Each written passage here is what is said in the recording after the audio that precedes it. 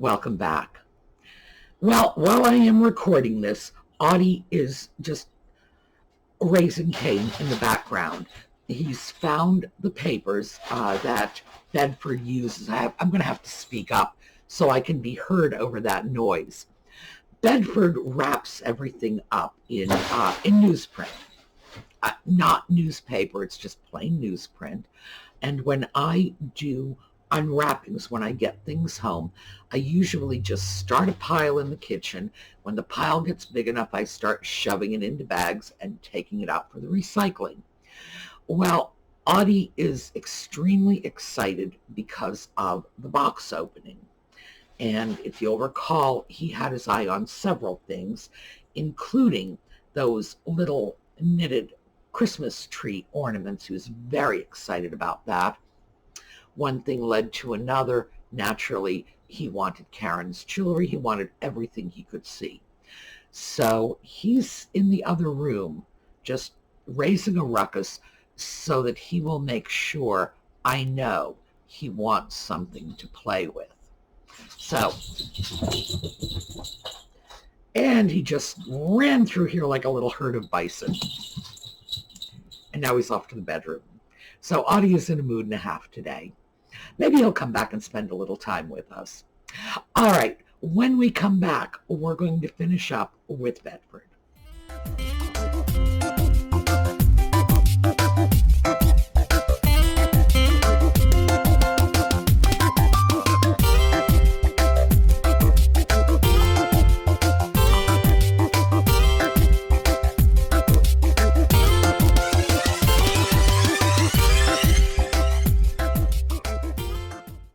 Well, one of the reasons that I did this particular Bedford trip is when you go in at the end of the year, especially a large antique mall where they have a lot of little booths, you have sellers who are anxious to close out their books at the end of the year because remember, this is a business for them. They have to do their taxes and so on.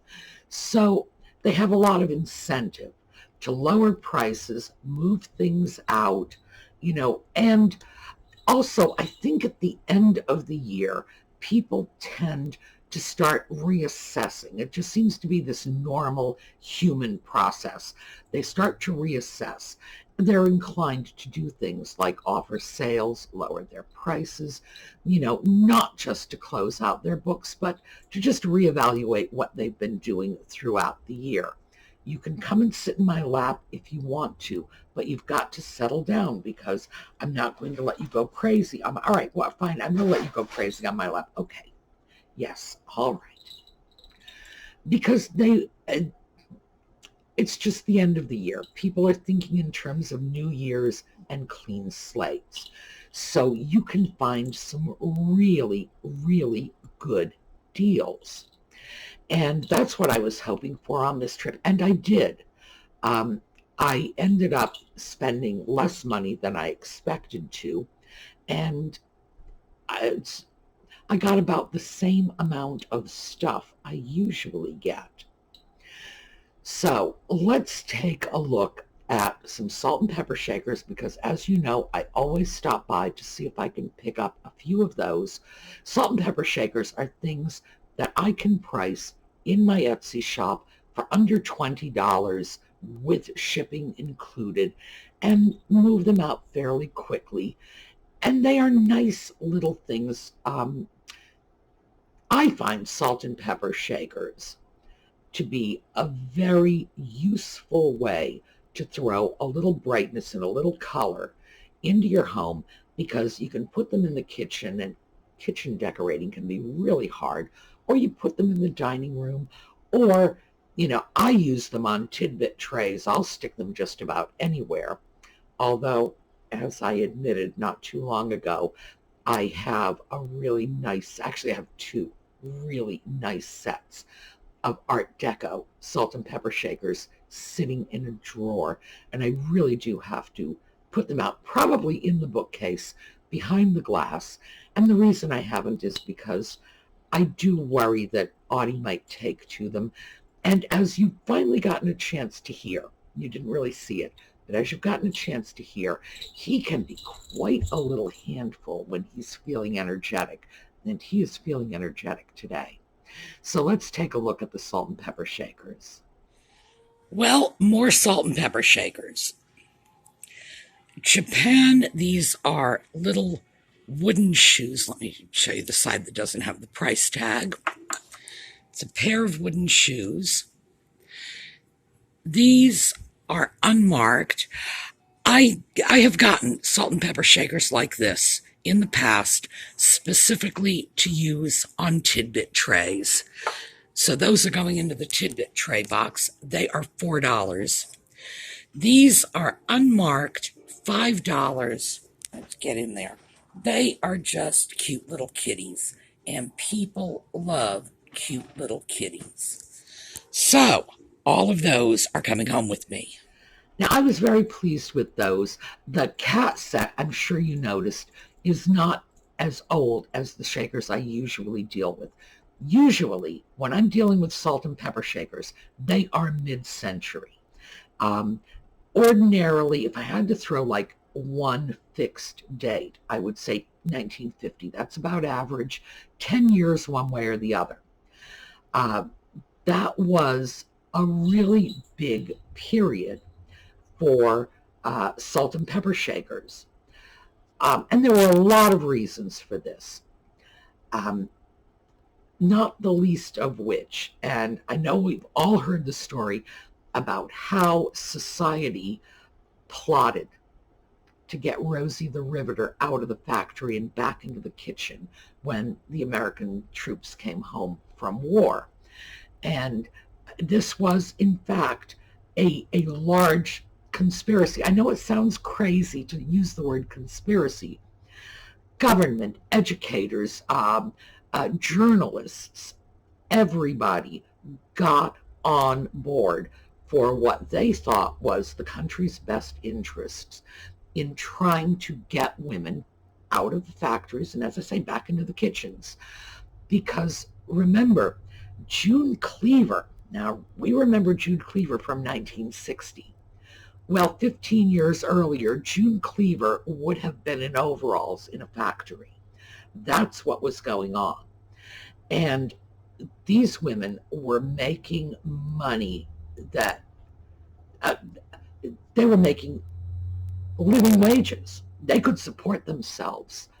For some groups of women, in particular, Hispanic and African American women, also Irish women, women whose prior job opportunities would have been limited to farm work or domestic service. That would have been it.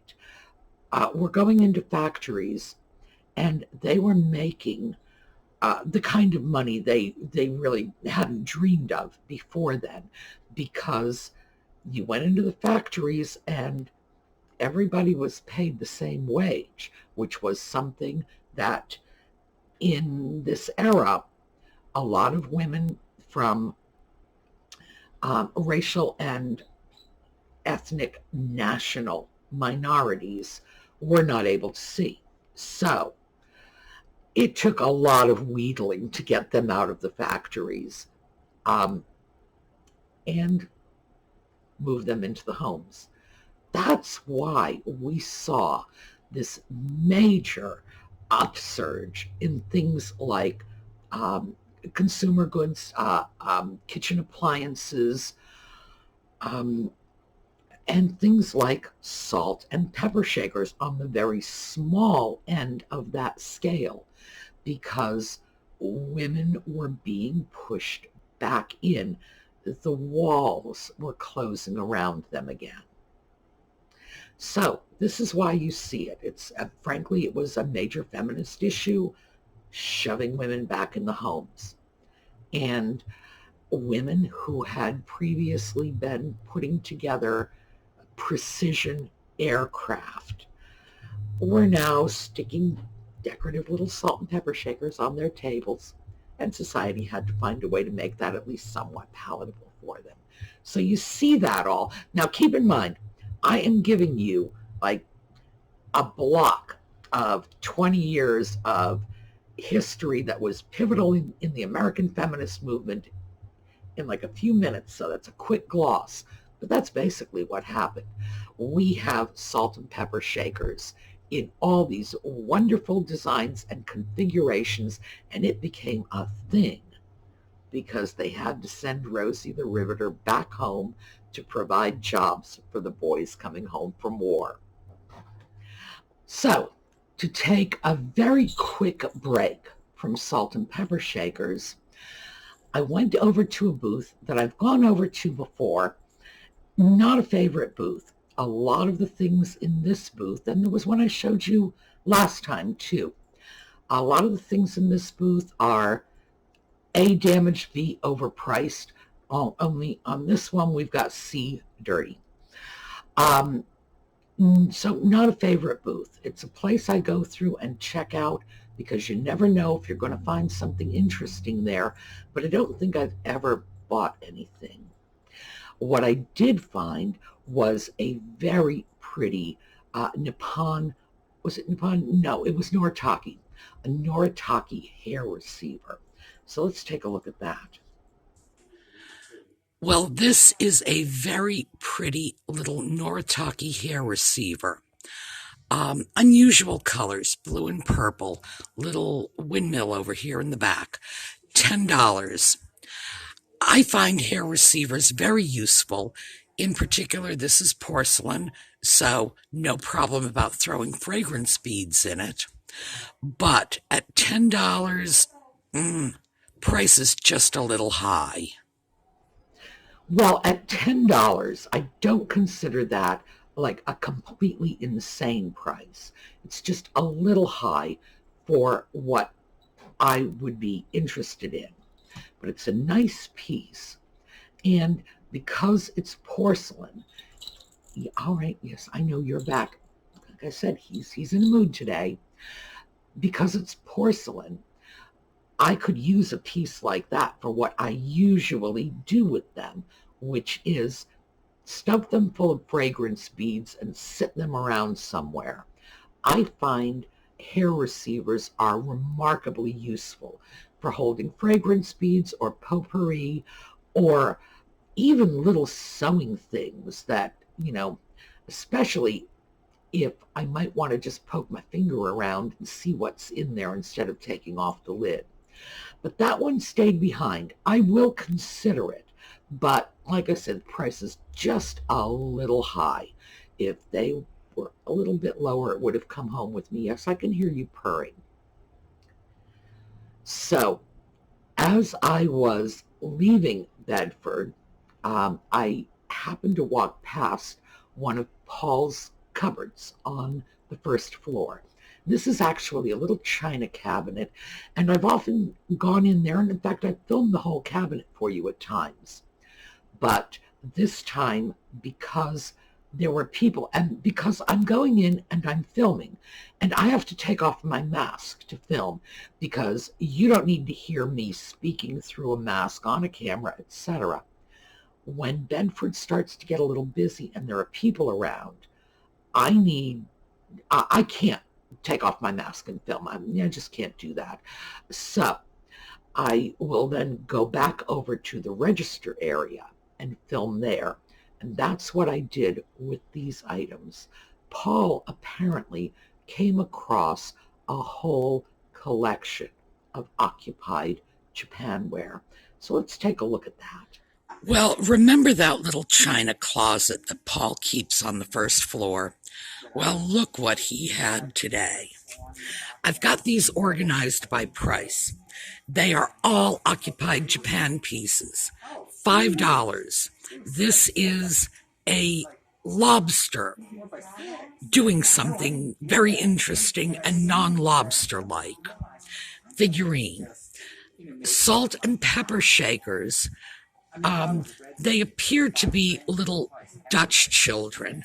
Not sure. Very cute.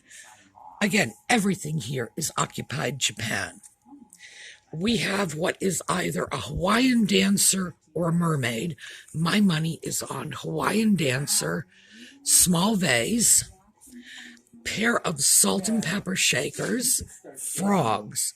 Definitely weird looking frogs. Those are $4. $3, a little bulldog vase thing. Very cute. $2.50. We have a little Chinese girl. It's just a figurine.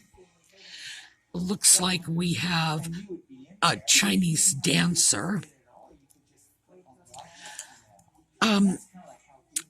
A duck playing a concertina, and what is almost assuredly a clown next to a vase. Again, those are $2.50. This is the $2 pile. We've got a little ashtray.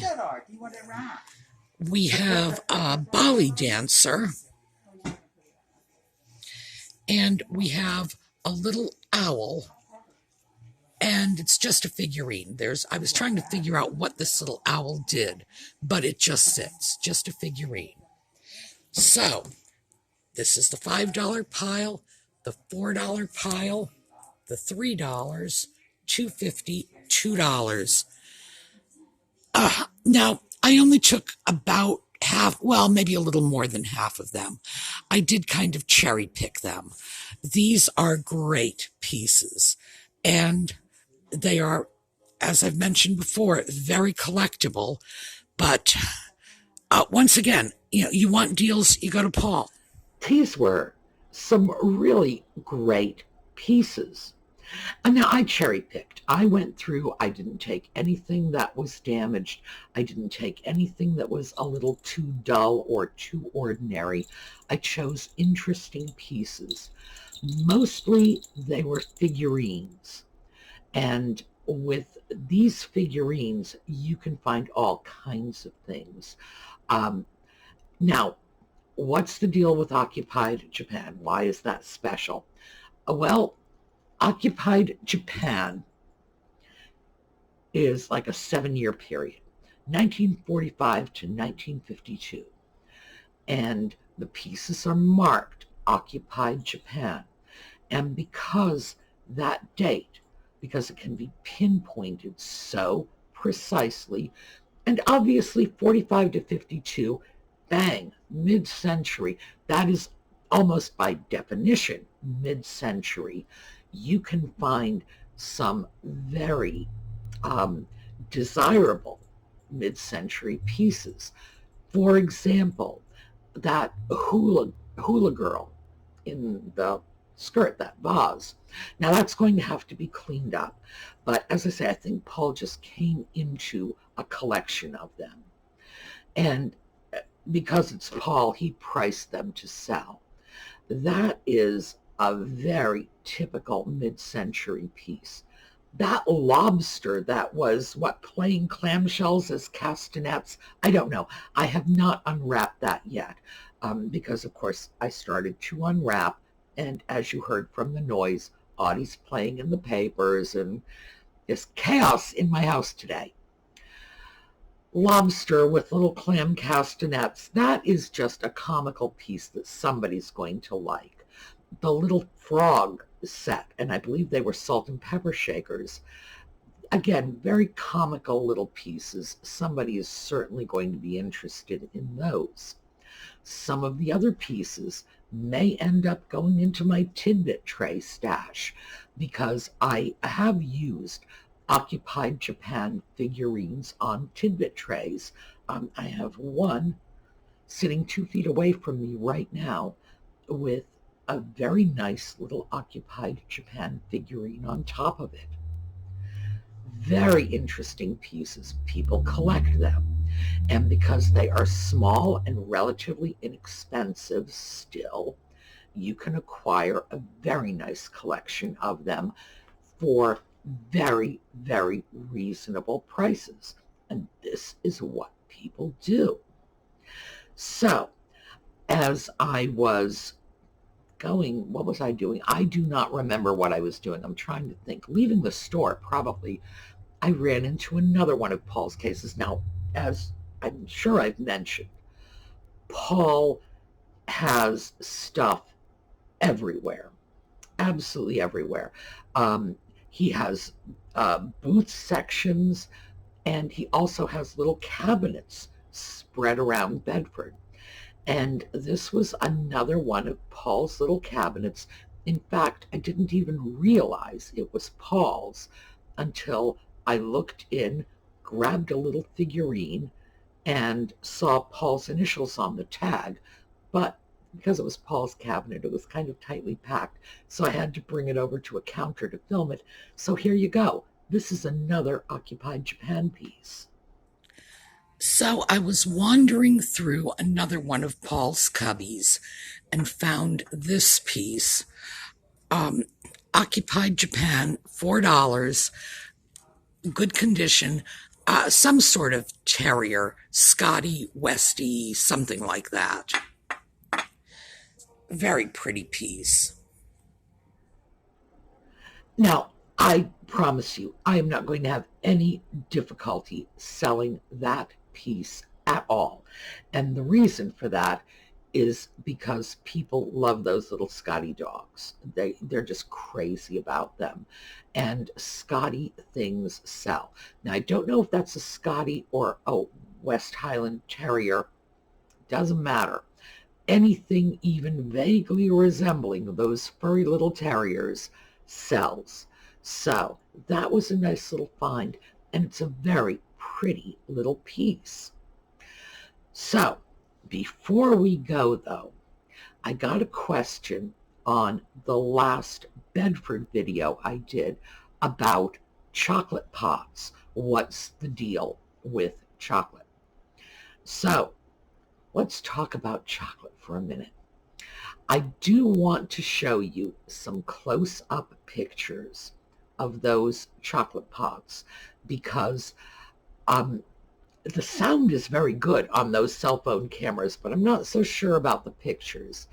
And I know that the geisha-ware pot in particular, because it was in the rear of the cabinet, and because the work was so delicate, so many just fine lines, that it might have been difficult. So let me show you some pictures of those chocolate pots a little closer.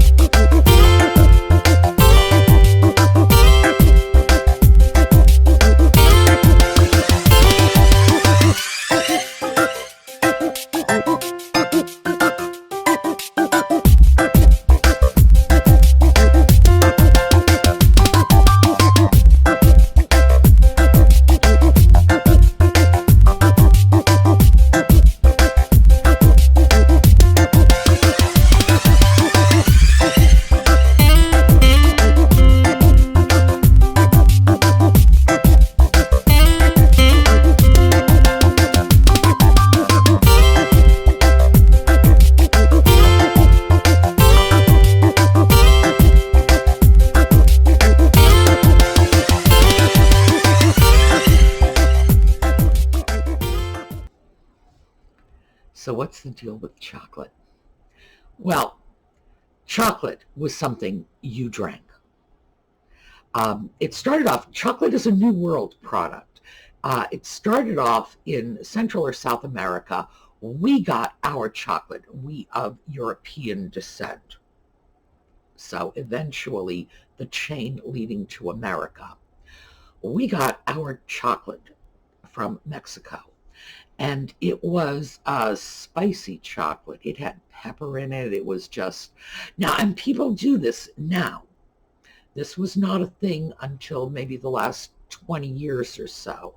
Last 20 years or so, people have been doing savory chocolate and they're putting pepper in it and whatever. But that's how it started out. The original chocolate was served cold. It was a drink. It was made from cocoa beans and chili peppers. Yeah, sounds delightful, huh? And not to me. I'm quite certain that I would have a lot of trouble tolerating something like that.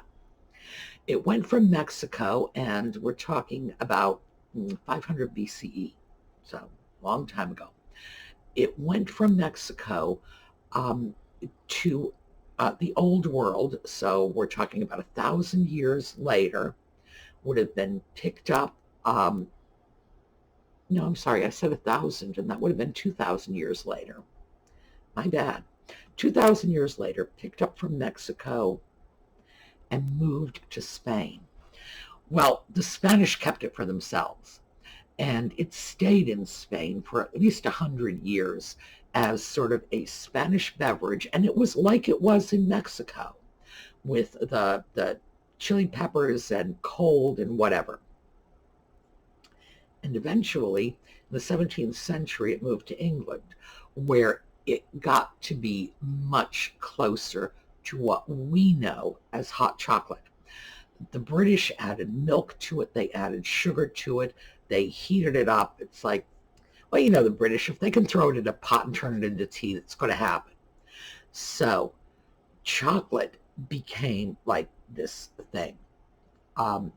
They had chocolate houses. You know, you could go in there like a coffee house or a tea house. It was a chocolate house. You could go in there and get your chocolate, but it was expensive. And chocolate in wealthy households was like your nightly beverage. You know, you'd have your cup of hot chocolate before you went to bed.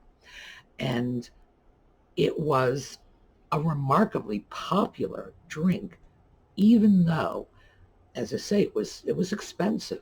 This was not something the working class had access to. So when did the working class get access to chocolate? Well, it was right here, a few miles from where I am living. A guy named Milton Hershey, and you've heard of him, I'm sure. Milton Hershey began making milk chocolate in 1900. Now, chocolate had been around in solid form, you know, as candy, for about 50 years before then.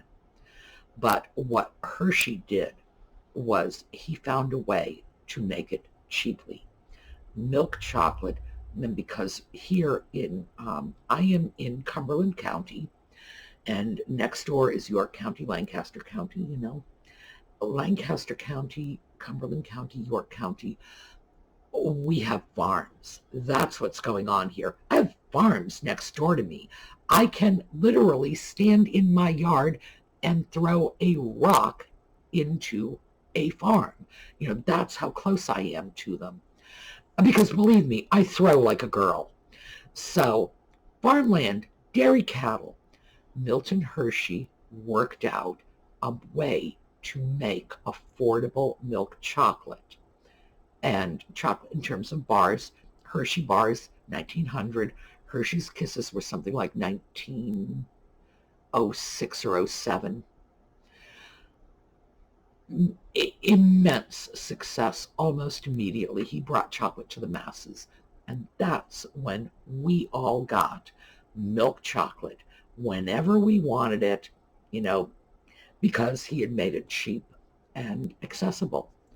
So that is what was going on with chocolate. Why did people have chocolate pots?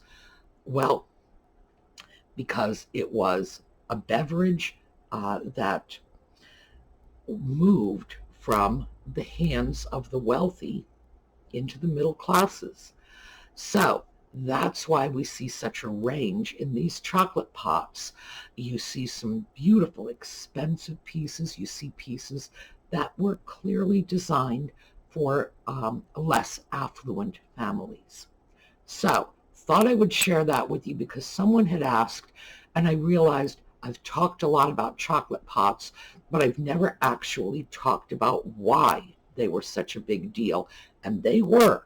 This was a whole thing. You could go into your little chocolate house and get your cup of chocolate, and men did it, women did it. You know, this was, you know, what happened. You would have your chocolate before bed because even 100 years ago, they knew coffee kept you up at night. So that's why Americans did it. British did it because, like I say, anything they can throw in a pot, pretend it's tea, they're good with. So that's the whole thing behind chocolate. It was a ritual. It was what they did, like, afternoon tea.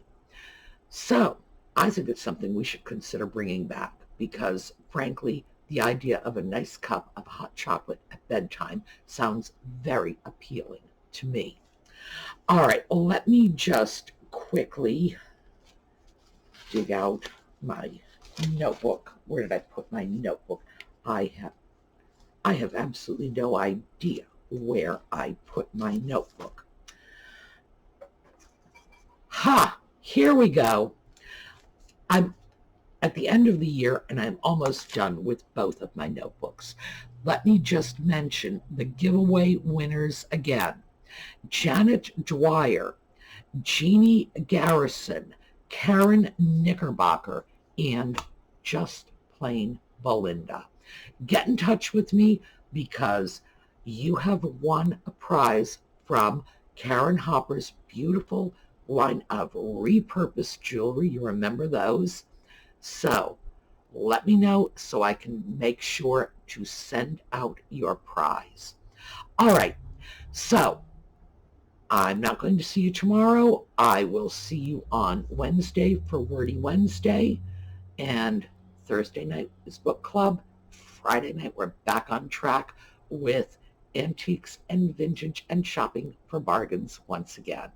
All right, have a great couple of days.